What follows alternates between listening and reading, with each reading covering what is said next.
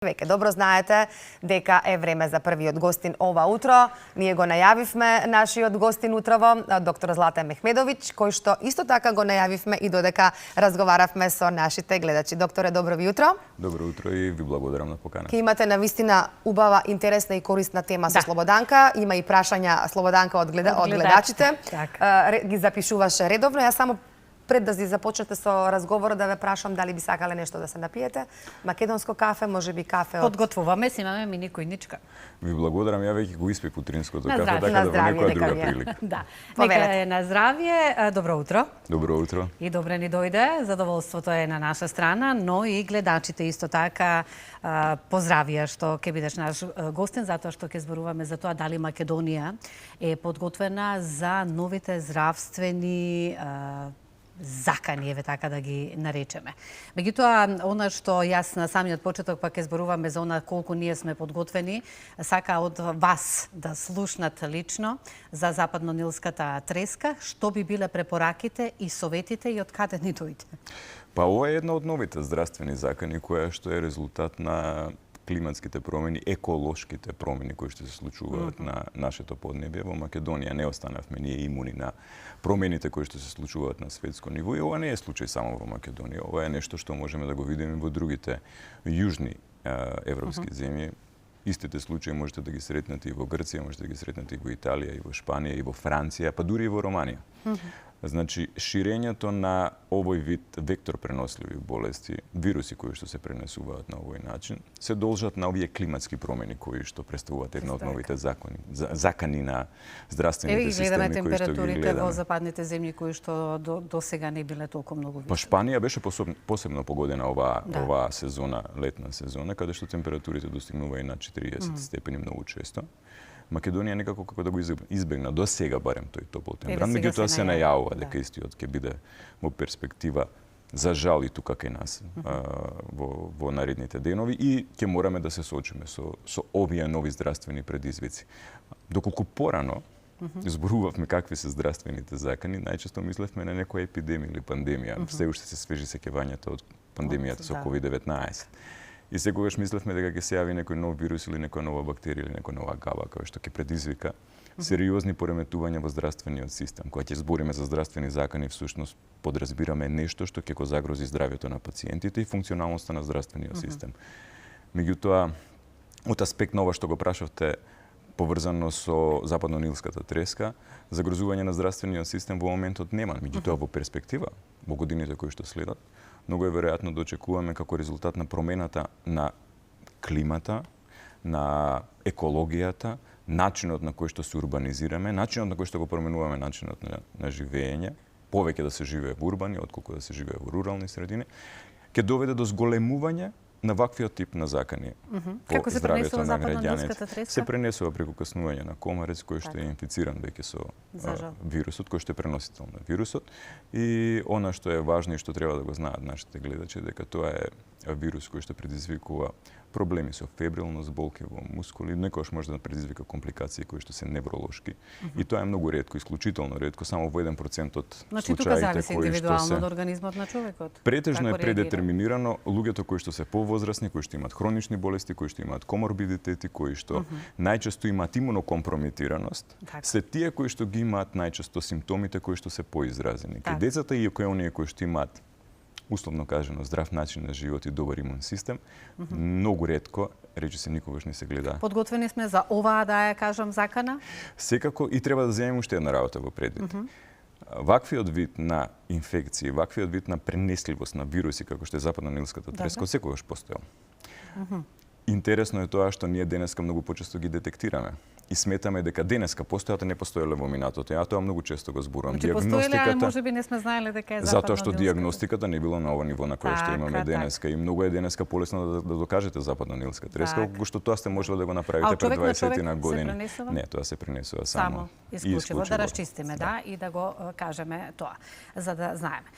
Ќе преминеме и на тоа, еве, после ковидот, кои ни се лекциите, еве, со сето она што после тоа ни се случува и дали Македонија е подготвена за сите оние закани, еве, од вас, што ќе можеме да слушнеме токму за тоа?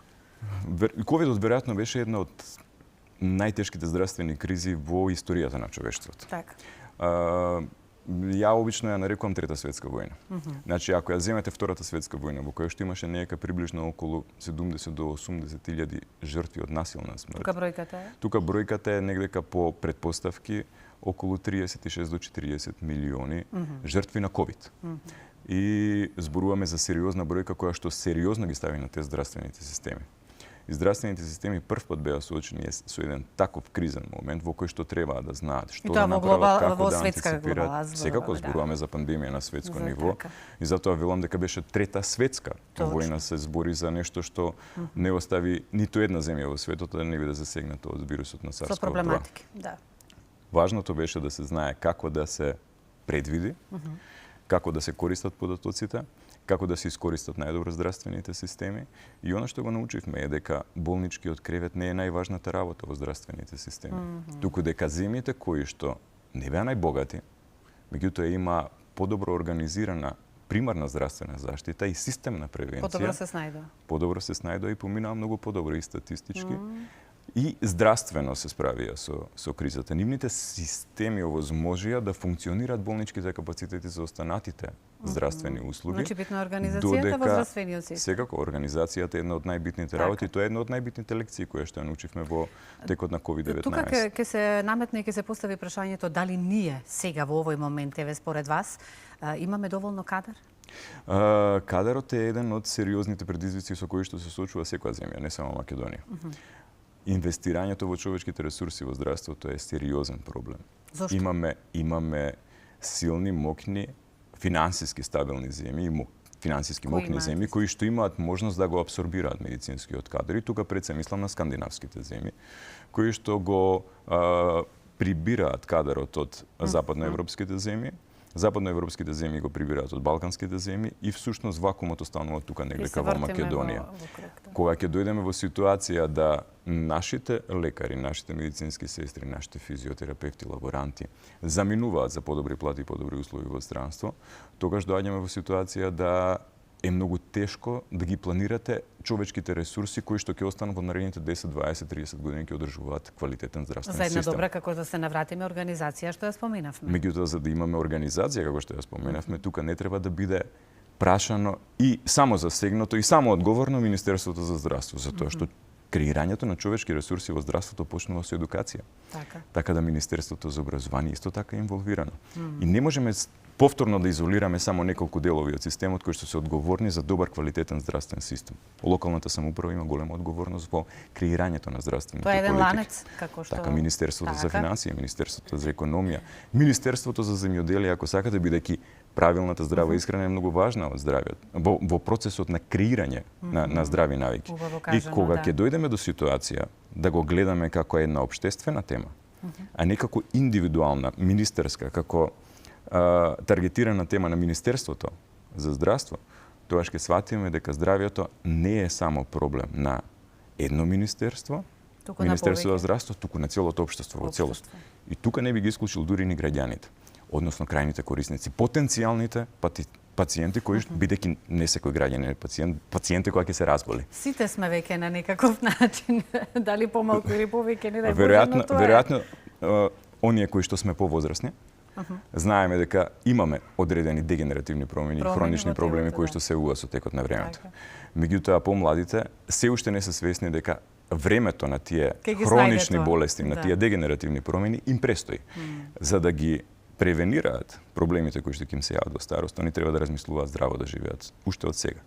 И сега да се разбереме, ова тело кое што го имаме денеска е превозното средство кое што го имаме ние на овој свет. Тоа е она што го користиме. И ако сакаме да останеме здрави, треба да водиме добра грижа за тоа превозно средство, како што водите грижа за собствениот автомобил. Редовно да го сервисирате, треба редовно да го чувате за да може да го користите подолго време и квалитетно да го служи. Ајде, токму за тоа како да си го чуваме нашето здравје. Чувањето на здравјето е проблем кој што почнува од индивидуата. И тој мора да биде така сватен. Здравиот начин на исхрана, здравиот начин на живот, физичката активност, користењето на здрава храна се едни од основните работи од кои што сите треба да почнеме. Во иднина, доколку во 20-тиот век, обратно ќе ја поставам тезата, Градевме болници како центар и асоциација за здравствен систем во 21 век.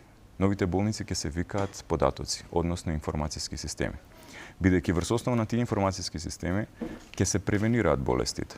Сите ние денеска имаме можност да користиме паметни часовници, паметни телефони, кои што може да читаат многу податоци од за нашата здравствена состојба, како што е фреквенција на срцето, крвен притисок, сатурација со кислород, па некои дури може да читаат и колкаво е нивото на шеќер во крвта. Тие паметни сензори може да предвидат алгоритам да направат за тоа како ќе се развива одредена хронична болест кај еден потенцијален пациент, човек кој што во моментот е здрав, за да знае дека за 5 до 10 години може да развие шеќерна болест или може да развие хронична обструктивна белодробна болест или кардиоваскуларна болест или невролошка болест и на еден проактивен начин. Практично и без да знае пациент. Со вас зборуваме за 10 години како би требало да изгледа здравствениот систем. Без да има потреба да влезе во зидовите на една болница, ќе биде повикан кај својот матичен лекар во примарна здравствена заштита, која што мораме да кажеме дека е основниот елемент на кој што ќе се базира современата здравствена заштита во наредниот период.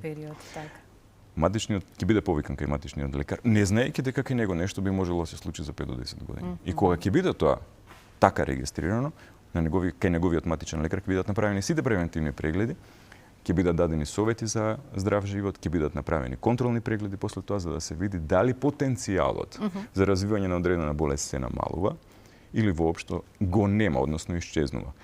Болестите со развојот на генетиката, со развојот на паметните апарати кои што ги носиме со нас, со развојот на дигиталната технологија, ќе може да се предвидуваат. Предвидувањето на болестите е нешто што ќе го замени ѕидот на болниците кои што денеска го. И само за крај, еве, да не сравуваат или на некаков начин да смириме тензијата што се однесува, затоа што секогаш кога ќе ни дојдат овие информации и како граѓани, нели, се прашуваме леле ако ме касне комарец. Па ајде уште за крај да и кажеме на гледачите дека Македонија е подготвена за западно-нилската треска и дека тука се сите можни нели доктори токму во овој дел да помогнат за сите оние кои што се соочуваат. И кажавме дека пациентите, се извинувам, односно луѓето кои што имаат претходно хронични болести се поизложени на ова, а останатите поминуваат со лесна клиничка слика?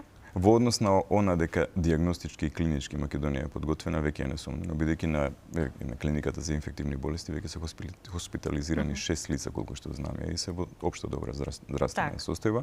Се работи за пациенти кои што се повозрастни над 60 годишна возраст според овие информации и се пациенти кои што имаат одредени коморбидитети. Независно од тоа, она што ние како граѓани можеме да го направиме, затоа што не зависи само од страната на лекувањето. Се вратам на мојата главна поента. Не е поентата да ги лекуваме болести, не е поентата да не направиме нешто за да не дојдеме во ситуација да добиеме западно-нилска треска. Постојат репеленти, средства кои што ги одбиваат комарците, постои облека со долги ракави. Постојат места кои што треба да ги избегнувате, каде што има големи водени површини, каде што има мочуришта, каде што има основ да сретнете комарец кој што би можел да предизвика таква болест.